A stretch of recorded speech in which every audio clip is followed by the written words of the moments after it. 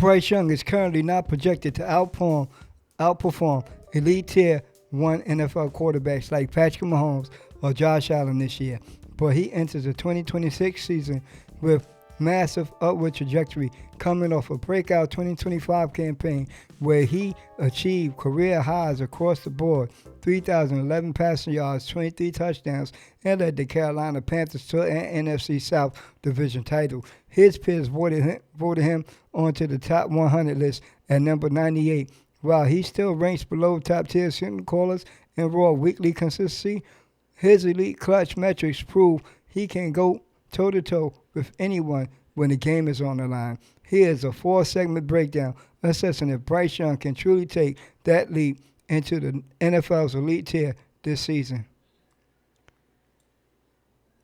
Young completely rewrote his narrative last season by proving he is one of the most ice-cold late-game executioners in football. While critics point to his lower overall weekly yardage averages, the advanced metrics reveal a quarterback who steps up when everything is collapsing around him. According to analytical breakdowns from Warren Sharp, Young ranks 12th in the NFL in expected points added, EPA, per pass attempts when trailing in the second half of games. This specific clutch rating places him above established stars like Lamar Jackson, C.J. Stroud, Justin Herbert, and Jared Goff in late-game efficiencies. He is tied for second in the NFL last season by orchestrating 6 game-winning drives. Since entering the league in 2023, his 12-game winning drives are the most of any quarterback in the NFL. He finished last year leading the entire league with a flawless 156.3 passer ratings on fourth down. To outshine elite quarterbacks, a player needs an elite infrastructure. General Manager Dan Morgan and head coach Dave Canales have aggressively retooled the offense, but a severe injury on the offensive line threatens to stall early season momentum. Position groups, key additions / players: wide receiver Tetra McMillan, Xavier Legette, Jalen Coker, Chris Brazil II. McMillan is primed for a massive year 2. Coker and Brazil give Young a dynamic perimeter targets to improve his deep ball efficiency. Running backs Jonathan Brooks, Chuba Hubbard.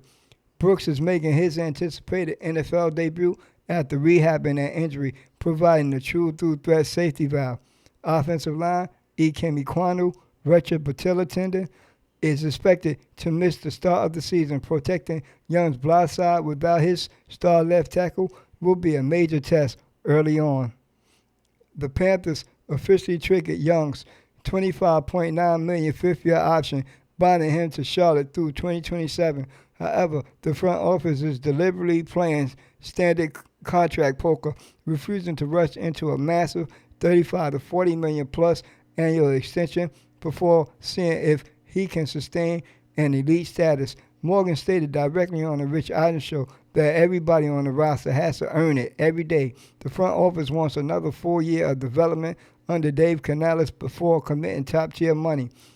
Waiting projects the team if Young regresses and if he presents a financial trap. If Young replicates his 2025 success or takes a step forward, his market value projected to skyrocket to roughly $37.2 million per year, stripping Carolina of any home discount.